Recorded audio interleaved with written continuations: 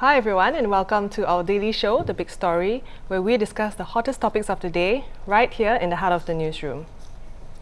My name is Alyssa Wu and I'm coming to you live from the Straits Times. We are streaming live from the newsroom and on Facebook and YouTube. If you're watching us on YouTube, do subscribe to our channel. I'll be joined very shortly by my newsroom colleagues where we'll discuss the topics that got you talking today. Out of 105 global cities, Singapore is the city most ready for disruption brought about by artificial intelligence, or otherwise known as AI. This is according to an index that scored the cities across 4 broad categories: vision, activation ability, asset base, and growth trajectory. To talk more about this, we have ST Tech editor Irene. Hi Irene. Hello. Can you tell me more about this index, who created it and how did they come up with the metrics? Before we begin our discussion, I would like to put in a qualifier. No city is ready, Singapore included. We're just more ready than the rest, that's all. So it's relativity, right? And it was done by a New York-based research outfit, Oliver Wyman Forum. It's a subsidiary of a US consulting firm called Oliver Wyman. It's like PwC and Deloitte Consulting. So they look at various things like vision, activation ability, asset base, and growth trajectory.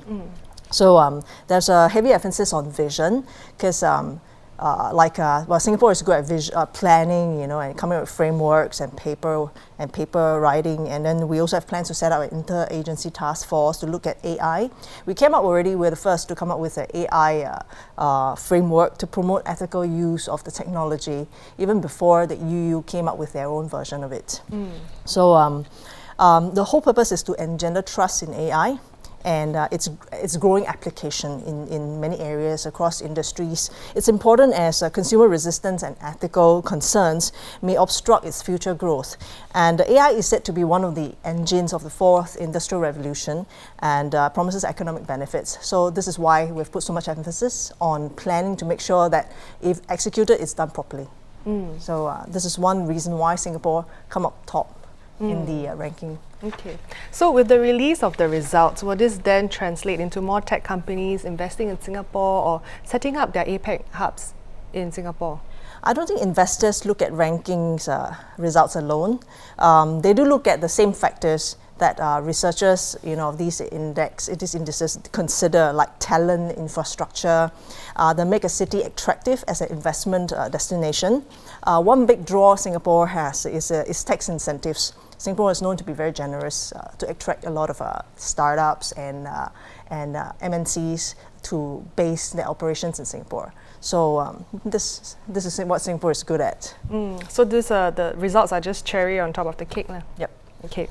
So what I'm surprised is that Singapore was the first, or is the first, that topped the list because we've had quite a few high-profile data and privacy leaks. SingHealth being the most prolific.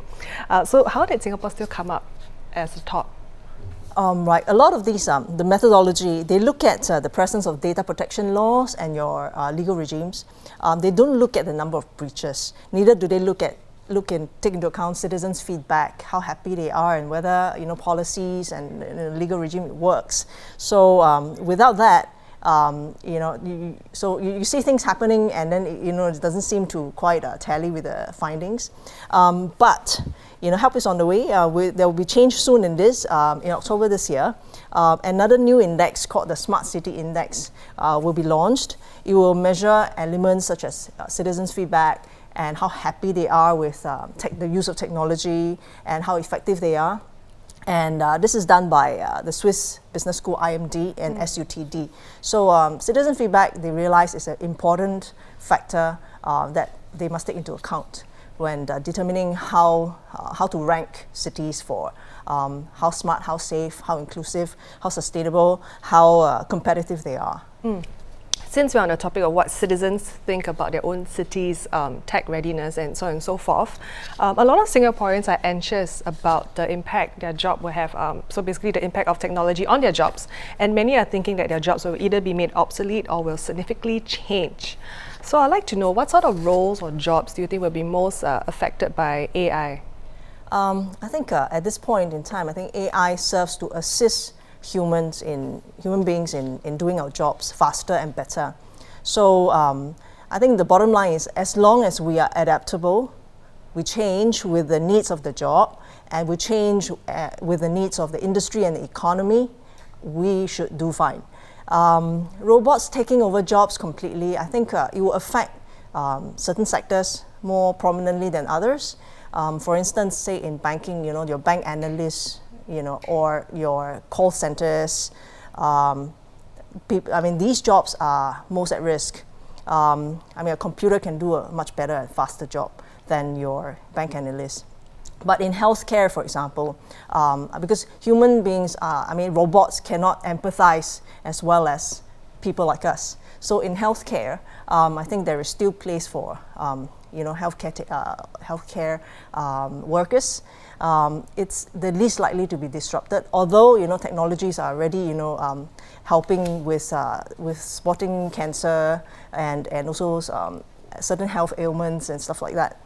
So I think it's coming, but we need to change our mindset to be able to move along with the changes. I think that's really important, to be adaptable. Okay, so let's go back to the ranking. So I'm surprised that China is not in the top 10. China was actually at the below, we still made it to top 20, but still not top 10. Why is that so? Because I thought China was at the forefront of a lot of technology. Yeah, I was equally surprised actually, and I asked the researchers the same questions. Why is China not in the top 10 in the overall ranking? The answer was they scored relatively lower scores for the other categories, but they did very well in one particular category. It's called the growth trajectory. The reason why they did so well is because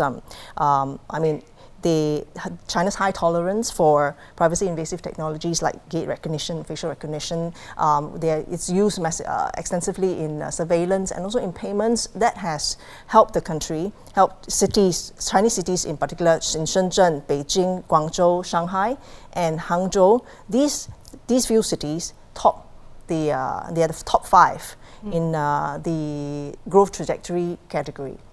So it gives these cities a longer runway to develop AI technologies and to see it grow and become more pervasive. So, but China, it has a lot of potential. It's just that maybe in the other areas like governance, it didn't do as well as other cities. But they may soon catch up, for all we know. And we'll just wait for the next edition of the ranking to come out. Now, Singapore is also the world's second most digitally competitive country. This is after the United States.